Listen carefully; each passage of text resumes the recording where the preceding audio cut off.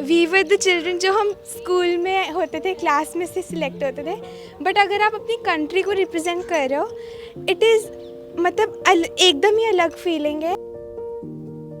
वहाँ पे around 65 countries के बच्चे आए थे और ग्लोबल से 18,000 थे और उसके बाद मतलब कम होके 1200 हो गए। तो 1200 में भी आपने टॉप किया? हाँ जी। उनका जो सिलेबस होता है, जैसे आप पूछ रहे हैं व्हाट इज़ द टॉपिक, हमें वो इवेंट वाले खुद ही ये टॉपिक्स देते हैं। उनमें से वो 6 सब्जेक्ट्स देते हैं और वो जो 6 सब्जेक्ट्स होते हैं that are entirely different from what we study at schools और अकेडमीज। वो बहुत डिफरेंट होता है, that are about the undiscovered topics of the world जो हमारे लाइफ से रिलेट करते हैं, but we are always new to them. Yes, it was a great deal of pride, and while they both said representing India, we also represented India in the cultural fair. We held up a stall against all the other countries, and I can assure you that India was a hit. ਅੱਜ ਤੁਹਾਨੂੰ ਅਸੀਂ ਪੰਜਾਬ ਦੀਆਂ ਐਸੀਆਂ ਧੀਆਂ ਨਾਲ ਮਿਲਾਉਣ ਜਾ ਰਹੇ ਹਾਂ ਜਿਨ੍ਹਾਂ ਨੇ ਕਿ ਆਪਣੀ ਵਿਜ਼ਡਮ ਦੇ ਨਾਲ ਅਮਰੀਕਾ 'ਚ ਜਾ ਕੇ ਜਿੱਤ ਹਾਸਲ ਕੀਤੀ ਹੈ।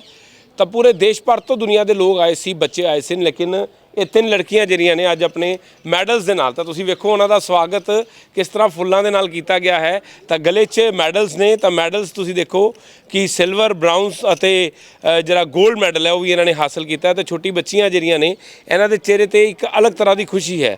ਤਾਂ ਤੁਸੀਂ ਦੇਖੋ ਕਿ ਇਹ ਛੋਟੇ ਬੱਚਿਆਂ ਨੇ ਜੋ ਮੁਕਾਮ ਹਾਸਲ ਕੀਤਾ ਹੈ, ਤਾਂ ਇਹਨਾਂ ਨੇ ਇੱਕ ਅੱਛੇ ਤਰੀਕੇ ਦੇ ਨਾਲ ਪਰਫਾਰਮ ਕੀਤਾ। ਐਜੂਕੇਸ਼ਨ ਦੇ ਸੈਕਟਰ ਦੇ ਵਿੱਚ ਗਈਆਂ ਸੀ ਤਾਂ ਅੱਜ ਜਿੱਤ ਹਾਸਲ ਕਰਕੇ ਭਾਰਤ ਵਾਪਸ ਪੁੱਜੀਆਂ ਨੇ। ਤਾਂ ਬਹੁਤ ਚੰਗੇ ਤਰੀਕੇ ਨਾਲ ਇਹਨਾਂ ਦਾ ਸਵਾਗਤ ਵੀ ਕੀਤਾ ਗਿਆ ਹੈ। ਤਾਂ ਅੱਜ ਅਸੀਂ ਇਹਨਾਂ ਨਾਲ ਗੱਲਬਾਤ ਕਰਾਂਗੇ।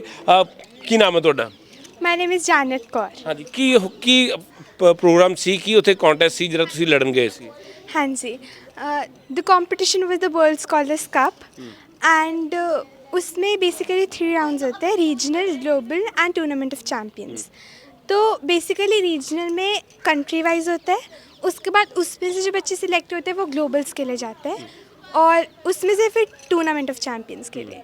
And we were the children जो हम स्कूल में होते थे, क्लास में से सिलेक्ट होते थे, बट अगर आप अपनी कंट्री को रिप्रेजेंट कर रहे हो, इट इज़ मतलब एकदम ही अलग फीलिंग है और आपको मतलब वहाँ पे जाके नर्वसनेस होती है। कितने कंट्रीज के लोग बच्चे वहाँ पे आए हुए थे? वहाँ पे अराउंड 65 कंट्रीज़ के बच्चे आए थे और ग्लोबल से 18,000 थे और उसके बाद मतलब कम होके 1200 हो गए। तो 1200 में भी आपने टॉप किया? हाँ जी। 1200 में भी। तो उसमें आपका सब्जेक्ट क्या था, किसके ऊपर आपने बात की वहाँ पे?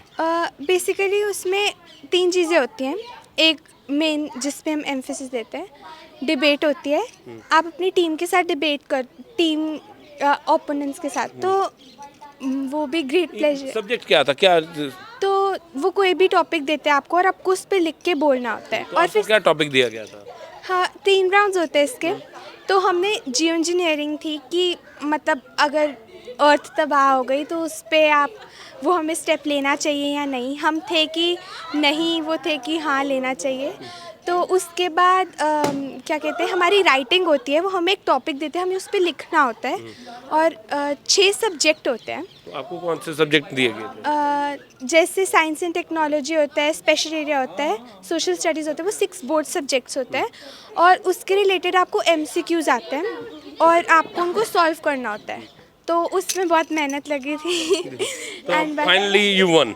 ਤਾਂ ਤੁਸੀਂ ਦੇਖੋ ਕਿ ਜਿੱਤਣ ਤੋਂ ਬਾਅਦ ਖੁਸ਼ੀ ਹੈ। ਤਾਂ ਇੱਕ ਹੋਰ ਵੀ ਛੋਟੀ ਜੀ ਨੰਨੀ ਜੀ ਬੱਚੀ ਹੈ, ਲੇਕਿਨ ਮੈਡਲਸ ਬਹੁਤ ਜ਼ਿਆਦਾ ਨੇ। ਮੈਡਲਸ ਦਾ ਜਿਹੜਾ weight ਹੈ ਉਹਦੇ weight ਨਾਲੋਂ ਜ਼ਿਆਦਾ ਹੈ। ਤਾਂ ਫਿਲਹਾਲ ਉਹਨਾਂ ਨਾਲ ਗੱਲਬਾਤ ਕਰਾਂਗੇ।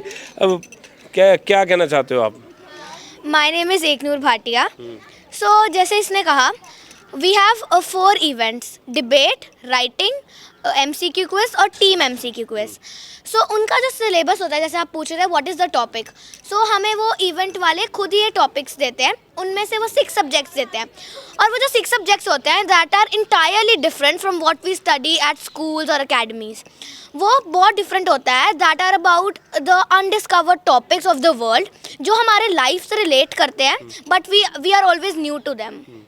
अब हमारे पास science, special area, social studies. अब फॉर एग्जांपल सोशल स्टडीज़ हम स्कूल में पढ़ते हैं, civics, geography, history, social studies में। बट वर्ल्ड स्कॉलर्स कप की सोशल स्टडीज़ में we study about our social life, the actual meaning of social studies, which is we all know about fads, trends and memes, but to dwell about them is very hard. ये सुनने में easy लगता है that we have to study about them, fads, trends, memes, these are part of our life. हमें लगता है that these are very easy, है तो हम रोज़ ही देखते हैं, बट नो. पर जब आपके सामने इतने टफ क्वेश्चन आए तो बहुत सारे फॉरेन कंट्रीज के भी बच्चे थे, तो आप डरे नहीं? ऑफ कोर्स डर तो लगता है. Yes, we were nervous because हमें इतने लोगों के साथ compete करना था, हमें नहीं पता कोई और क्या कर रहा है. So we just had to focus on ourselves and the hard work paid off. तो मैडम जब आपको पता चला कि आप अब वर्ल्ड चैंपियन बन गए हैं तो फिर कैसा लगा? It's a नाम लिया इंडिया? Yes, it क्या was a कहोगे? great deal of pride. And while they both said representing India, we also represented India in the cultural fair. We held up a stall against all the other countries, and I can assure you that India was a hit. Yes. तो आप एक champion ਬਣ ਗਏ, scholars champion. Yes. ਤਾਂ ਤੁਸੀਂ ਦੇਖ ਸਕਦੇ ਹੋ ਕਿ ਸਕਾਲਰਸ ਚੈਂਪੀਅਨਸ ਦੇ ਨਾਲ ਜਿਹੜਾ ਹੈ ਇਸ ਵੇਲੇ ਸੈਲਫੀ ਵੀ ਕੀਤੀ ਜਾ ਰਹੀ ਹੈ. ਤਾਂ ਇਹ ਸੈਲਫੀ ਦੀ ਵੀ ਤਸਵੀਰ ਤੁਹਾਨੂੰ ਅਸੀਂ ਸਾਂਝੀ ਕਰ ਰਹੇ ਹਾਂ ਕਿ ਕਿਸ ਤਰੀਕੇ ਦੇ ਨਾਲ ਇਹਨਾਂ ਲੜਕੀਆਂ ਦੇ ਨਾਲ ਇਸ ਵੇਲੇ ਸੈਲਫੀ ਕੀਤੀ ਜਾ ਰਹੀ. ਤਾਂ ਤੁਸੀਂ ਦੇਖੋ ਹਰ ਕੋਈ ਬੱਚਾ ਜਿਹੜਾ ਨਹੀਂ ਜਾ ਸਕਿਆ, ਕਮ ਸੇ ਕਮ ਉਸ ਮੈਡਲਸ ਦੇ ਨਾਲ ਤੁਸੀਂ ਵੇਖੋ ਕਿਸ ਤਰੀਕੇ ਦੇ ਨਾਲ ਇੱਥੇ ਬੱਚੇ ਸੈਲਫੀ ਲੈਂਦੇ ਨਜ਼ਰ ਆ ਰਹੇ ਨੇ. ਤਾਂ ਉਹਨਾਂ ਨੇ ਕਿਹਾ ਕਿ ਜਿਹੜਾ ਨੇ ਉਹਨਾਂ ਦੀ ਫਰੈਂਡਸ ਜਿਹੜੀਆਂ ਨੇ ਜਿੱਤ ਕੇ ਆਈਆਂ ਨੇ, ਤੇ ਪਰ ਅੱਜ ਉਹ ਇਸ ਖੁਸ਼ੀ ਨੂੰ ਜ਼ਾਹਰ ਕਰ ਰਹੀਆਂ ਨੇ. ਤੇ ਉਹ ਤਸਵੀਰ ਵੀ ਅਸੀਂ ਤੁਹਾਨੂੰ ਲਗਾਤਾਰ ਸਾਂਝੀਆਂ ਕਰ ਰਹੇ ਹਾਂ ਅਸੀਂ ਅੰਮ੍ਰਿਤਸਰ ਤੋਂ. ਤਾਂ ਸਕਾਲਰਸ ਜਿਹੜਾ ਇੱਕ ਚੈਂਪੀਅਨਸ਼ਿਪ ਹੋਈ ਸੀ, ਉਸ ਦੇ ਵਿੱਚ 65 ਦੇਸ਼ਾਂ ਦੇ ਲੋਕ ਆਏ ਸਨ, 65 ਲੋਕਾਂ ਦੇ ਬੱਚੇ ਆਏ ਸਨ. ਤਾਂ ਉਸ ਤੋਂ ਬਾਅਦ ਜਿਹੜਾ ਹੈ ਹੁਣ ਜਿੱਤ ਜਿਹੜੀ ਹੈ ਹਾਸਲ ਹੁੰਦੀ ਨਜ਼ਰ ਆਈ ਹੈ. ਤਾਂ ਇਸ ਤੋਂ ਬਾਅਦ ਤੁਸੀਂ ਵੇਖੋ ਬੱਚਿਆਂ 'ਚ ਕਿੰਨੀ ਖੁਸ਼ੀ ਹੈ. ਇਸ ਵੇਲੇ ਬੱਚੇ ਜਿਹੜੇ ਨੇ ਇੱਕ ਦੂਸਰੇ ਨਾਲ ਮਿਲ ਕੇ ਇੱਕ ਸੈਲਫੀ ਲੈ ਰਹੇ ਨੇ, ਤਾਂ ਜਿਹੜੇ ਨੇ ਆਪਣੇ ਮੈਡਲ ਦਿਖਾ ਰਹੇ ਨੇ. ਤਾਂ ਮੈਡਲਸ ਦੇ ਨਾਲ ਜਿਹੜਾ ਹੈ ਇਸ ਵੇਲੇ ਤੁਸੀਂ ਵੇਖੋ ਕਿ ਫੋਟੋ ਸੈਸ਼ਨ ਕੀਤਾ ਜਾ ਰਿਹਾ ਹੈ. ਤਾਂ ਉਹਨਾਂ ਦੇ ਸਵਾਗਤ ਵਾਸਤੇ ਬਹੁਤ ਸਾਰੀਆਂ ਚੀਜ਼ਾਂ ਕੀਤੀਆਂ ਗਈਆਂ ਸੀ, ਕੁਝ ਤਿਆਰੀਆਂ ਵੀ ਕੀਤੀਆਂ ਗਈਆਂ ਸੀ. ਮਾਪਿਆਂ ਵੱਲੋਂ ਜਿਹੜਾ ਹੈ ਘਰ ਵੀ ਸਜਾਇਆ ਗਿਆ ਸੀ, ਉਹ ਵੀ ਅਸੀਂ ਤੁਹਾਨੂੰ ਸਾਂਝਾ ਕਰ ਰਹੇ ਹਾਂ ਕਿ ਕਿਸ ਤਰੀਕੇ ਦੇ ਨਾਲ ਜਿਹੜਾ ਹੈ ਇਹਨੂੰ ਕੀਤਾ ਗਿਆ ਸੀ. ਤਾਂ ਇੱਕ ਬਕਾਇਦਾ ਤੌਰ ਦੇ ਉੱਤੇ ਬੱਚੀਆਂ ਵਾਸਤੇ ਸਟੇਜ ਤਿਆਰ ਕੀਤੀ ਗਈ ਸੀ, ਜਿਸ ਸਟੇਜ ਤੇ ਜਾ ਕੇ ਬੱਚੇ ਗਏ ਔਰ ਬਕਾਇਦਾ ਤੌਰ ਤੇ ਕੇਕ ਕਟਿੰਗ ਕੀਤੀ ਗਈ. ਤਾਂ ਉਹ ਸਟੇਜ ਵੀ ਅਸੀਂ ਤੁਹਾਨੂੰ ਦਿਖਾ ਰਹੇ ਹਾਂ. ਤਾਂ ਮਾਂ-ਬਾਪ ਨੇ ਇੱਕ ਅੱਛੇ ਤਰੀਕੇ ਨਾਲ ਆਪਣੇ ਬੱਚਿਆਂ ਨੂੰ ਆਨਰ ਕੀਤਾ ਹੈ. ਤਾਂ ਤੁਸੀਂ ਵੇਖੋ ਕਿ ਇੱਥੇ ਜਿਹੜਾ ਕੇਕ ਕਟਿੰਗ ਹੈ ਇੱਥੇ ਚੱਲ ਰਹੀ ਹੈ. ਤਾਂ ਉਸ ਨੂੰ ਵੀ ਅਸੀਂ ਤੁਹਾਨੂੰ ਦਿਖਾ ਰਹੇ ਹਾਂ ਕਿ ਬੱਚਿਆਂ ਦੀ ਖੁਸ਼ੀ ਜਿਹੜੀ ਹੈ ਉਹ ਕੀਤੀ ਗਈ ਹੈ. ਤਾਂ ਇਸ ਵੇਲੇ ਅਸੀਂ ਉਹਨਾਂ ਦੇ पेरेंट्स ਨਾਲ भी गलबात कराएंगे, कुछ स्टूडेंट्स ਨਾਲ भी गल कराएंगे. आप क्या कहना चाहते हैं जी जब आपको पता चला कि आपकी फ्रेंड ऐसे जीत के आई है? I was so proud of her. I was like, believe in yourself, you'll be able to do everything you want, and their hard work did pay off eventually. तो अब अच्छा लग रहा है, आप भी जाएंगे? नहीं, I feel actually really good for her. तो ਤੁਸੀਂ ਵੇਖੋ ਕਿ ਇੱਥੇ ਜਿਹੜੀ ਕੇਕ ਖਿਲਾ ਕੇ ਇੱਕ ਦੂਸਰੇ ਦਾ ਮਿੱਠਾ ਮੂੰਹ ਕਰਵਾ ਕੇ ਜਿਹੜਾ ਹੈ ਸਾਂਝਾ ਕੀਤਾ ਜਾ ਰਿਹਾ, ਖੁਸ਼ੀਆਂ ਦਿਖਾ ਰਹੇ ਹੈ. ਤਾਂ ਤੁਸੀਂ ਦੇਖੋ ਕਿ ਇੱਕ ਦੂਸਰੇ ਦਾ ਮਿੱਠਾ ਮੂੰਹ ਕਰਵਾਇਆ ਜਾ ਰਿਹਾ, ਕੇਕ ਕੱਟੇ ਜਾ ਰਹੇ ਨੇ.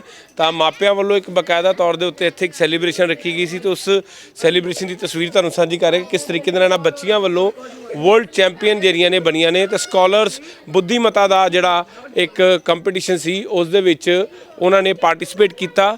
ਤਾਂ ਉਸ ਤੋਂ ਬਾਅਦ ਜਿਹੜਾ ਹੈ ਉਹ ਜਿੱਤ ਕੇ ਇੱਥੇ ਵਾਪਸ ਪਰਤੇ ਨੇ. ਤਾਂ ਉਸ ਤੋਂ ਬਾਅਦ ਤੁਸੀਂ ਵੇਖੋ ਕਿ ਕਿਸ ਤਰੀਕੇ ਨਾਲ ਇੱਥੇ ਸੈਰੇਮਨੀ ਕੀਤੀ ਜਾ ਰਹੀ ਹੈ.